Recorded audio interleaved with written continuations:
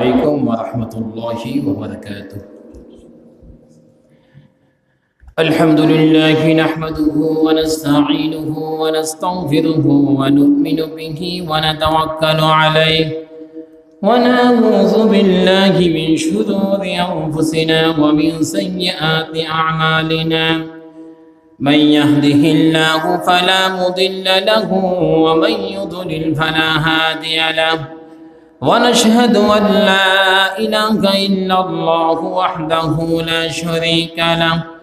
ونشهد أن سيدنا وحبيبنا ومولانا محمد عبده ورسوله الذي أرسله بالحق بشيرا ونذيرا وداعيا إلى الله بإذنه وسراجا وقمرا منيرا.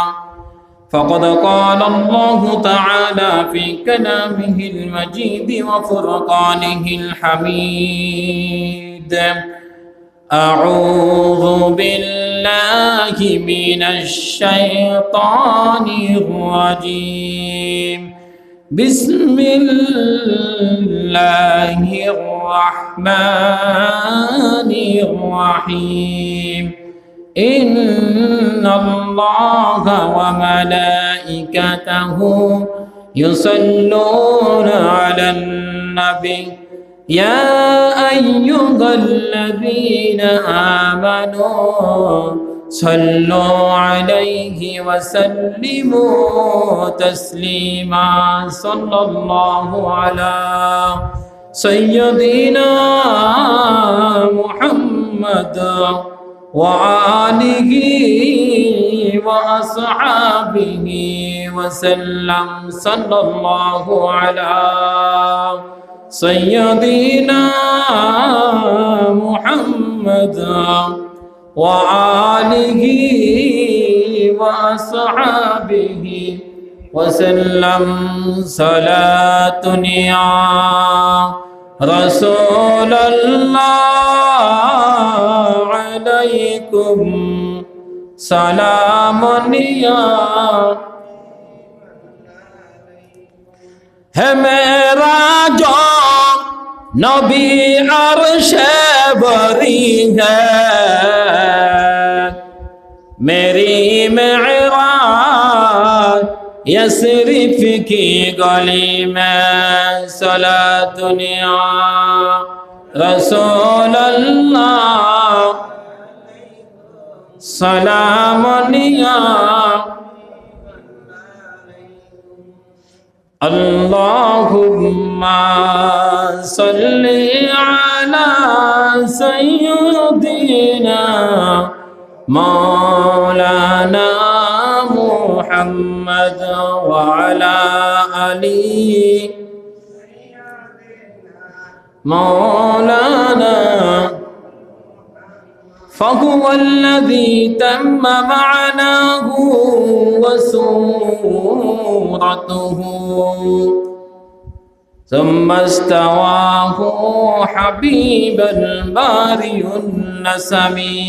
اللهم صل على سيدنا مولانا محمد وعلى آله سيدنا مولانا. بلغ العلا بكماله كشف الدجى بجماله حسنت جميع خصاله.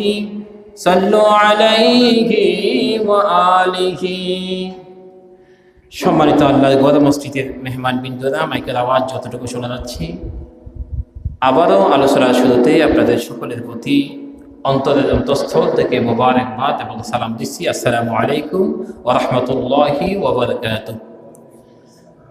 আল্লাহ সুবহানাহু ওয়া তাআলা দরবারে লক্ষ কোটি শুকরিয়া আদায় করছি যে আল্লাহ সুবহানাহু ওয়া তাআলা আমাদেরকে সৈয়দুল আইয়াম, সপ্তাহের শ্রেষ্ঠ দিন, এই দিনে আমাদেরকে আল্লাহর ঘরে মসজিদে আসার জন্য, বসার জন্য আল্লাহ সুবহানাহু ওয়া তাআলা তৌফিক দিয়েছেন, এই জন্য আমরা শুকরিয়া আদায় করছি, আলহামদুলিল্লাহ।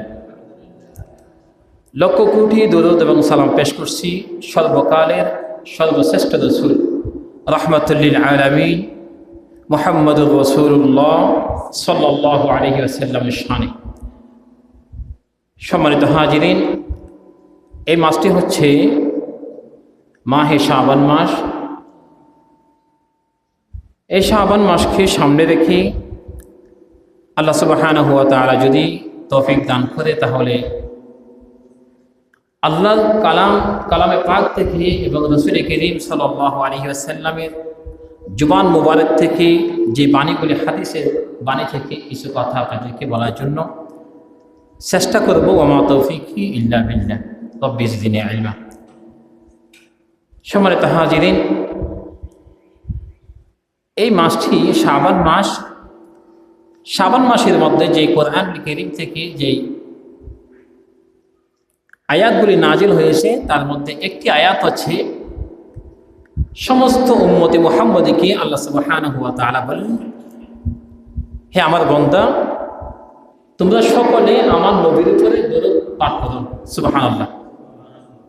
এবং আয়াতে কারিমা আল্লাহ সুবহানাহু ওয়া তাআলা এভাবে বলছেন, ইন্নাল্লাহা ওয়া মালাইকাতাহু ইউসাল্লুনা আলান নবী ইয়া আইয়ুহাল্লাযীনা আমানু সাল্লু আলাইহি ওয়া সাল্লিমু তাসলিমা। এই আয়াত হচ্ছে কোরআনুল কারীমের একটি আয়াত। আল্লাহ সুবহানাহু ওয়া তাআলা বলেন, ইন্নাল্লাহা, নিশ্চয় আল্লাহ, ওয়া মালাইকাতাহু ইউসাল্লুনা আলান নবী, আমার নবীর উপরে আমি নিজে দরুদ পড়ি। সামাম পৃথিবীর মধ্যে যত ফেরেশতাদেরকে আমি নাজিল করেছি, কতটুকু ফেরেশতা নাজিল করলেন?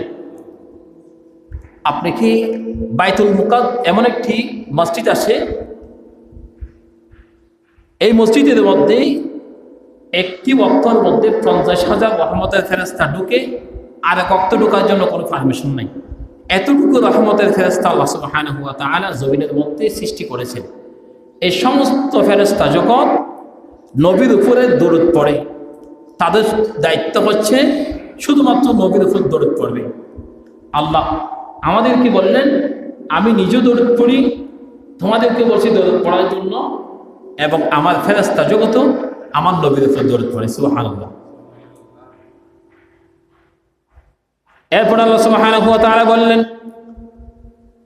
আল্লাহর হাবিবকে জানিয়ে দিলেন, হে আমার রাসূল, আমার হাবিব, কেউ যদি কোনো আপনার বান্দা, আমার বান্দা বান্দানি যদি আপনার উম্মত যদি কেউ দরুদ শরীফ পড়ে, তার জন্য 30টি লাভ। অন্য কোনো আমল করলে এতটুকু লাভ আল্লাহ তাআলা বলে নাই। যদি কেউ একবার দরুদ শরীফ পড়ে, আল্লাহ তাআলা তাকে 30টা, এই একবার দরুদের কারণে 30টা লাভ দিবেন। এক নম্বর হচ্ছে, আল্লাহ আমার নবীর শানে দরুদ শরীফ পাঠ করার কারণে 10টি গুনাহ আমার জীবন থেকে মুছে ফেলবেন। সুবহানাল্লাহ। একবার দরুদ শরীফ পাঠ করলে 10টা গুনাহ আমার জীবন থেকে আল্লাহ মুছে দিবেন। একটা দুইটা নয়, এমন গুনাহ আমি করেছি যে গুনাহ আমার জীবনের সাথে জড়িত, যে গুনার কারণে আমাকে পরকালে আল্লাহর কাছে জবাবদিহি করতে হবে। নবীর শানে দরুদ পড়ার কারণে আল্লাহ সুবহানাহু ওয়া তাআলা আমার নবীকে জানিয়ে দিলেন, হে আমার হাবিব, আপনি বলে দেন, একবার দরুদ শরীফ পড়লে আমি 10টা জীবনের তার গুনাহ থেকে আমি তাকে মুক্তি দিয়ে দেব। সুবহানাল্লাহ। দ্বিতীয় নম্বর হচ্ছে, আমি তার উপরে রহমত নাজিল করব 10টা, গুনাহ মাফ করব 10টা, রহমত নাজিল করব আমি তাকে 10। আবার তার মর্যাদা আমি আল্লাহ যা আছে তার থেকে আরো 10 গুণ বাড়িয়ে দিব। সুবহানাল্লাহ। এত সওয়াব, এত নেকি শুধুমাত্র আমার নবীর শানে দরুদ পড়লে যত পরিমাণ সওয়াব আল্লাহ দিবেন বলেছেন, অন্য কোন আমলের মধ্যে এত সওয়াব দিবেন বলে নাই। তাহলে আমরা তো অত্যন্ত ভাগ্যবান মানুষ। নবী শ্রেষ্ঠ, কোরআন শ্রেষ্ঠ, অন্য সমস্ত কিতাব থেকে আমাদের কোরআনুল কারীম হচ্ছে শ্রেষ্ঠ কিতাব। এই কোরআনুল কারীমের মতো অন্য কোনো কিতাব এত শ্রেষ্ঠ নাই। আর আমাদের নবীর মতো অন্য কোনো নবীকে ইমামুল মুরসালিন বলে না, ইমামদের ইমাম। নবীদের নবী, রসুলদের রসুল। একটা হাদিস শরীফের মধ্যে রাসূল করিম সাল্লাল্লাহু আলাইহি ওয়াসাল্লাম জানিয়ে দিলেন, সব থেকে ওই মানুষটা বেশি বখী, ওই মানুষটা কৃপণ, যিনি আমি নবীর শানে দরুদ শরীফ পাঠ করলে চোখ তাকে দরুদ শরীফ পড়ে না। আমরা তো মনে করি টাকা পয়সা না থাকলে বখী, কিন্তু নবীজি জানিয়ে দিলেন ওই ব্যক্তি হচ্ছে সব থেকে বেশি আমার উম্মতের মধ্যে কৃপণ, বখিল, যে আমার শানে দরুদ পড়ে আর সেই দরুদ পড়ে না, দরুদ না পড়ে চোখ তাকে। দরুদ কিভাবে পড়বো? দাঁড়িয়ে পড়বো, বসে পড়বো, শুয়ে পড়বো। আমাদের আকাবি যারা ছিল, আপনার বাইতুল শরীফের পিসাব হুজুর, গারাঙ্গিয়ার, আমি তো গারাঙ্গিয়ার ছাত্র হিসাবে, গারাঙ্গিয়ার যত পিসাবগণ ছিলেন, সমস্ত পিসাবগণ তারা রাসূলের সামনে দাঁড়িয়েও সালাম দিতেন, বসে দরুদ শরীফ পড়তেন, শুয়েও পড়তেন। এখন আমরা কেউ বসে পড়তে চাই, কেউ দাঁড়িয়ে পড়তে চাই, কেউ শুয়ে পড়তে চাই।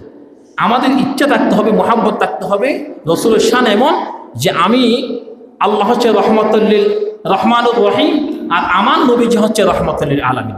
সুবহানাল্লাহ। যদি নবী যদি সুপারিশ না করে, উম্মতে মুহাম্মদের কোনো আল্লাহর দরবারে যে আল্লাহর জান্নাতে যাওয়া কখনো সম্ভব হবে না।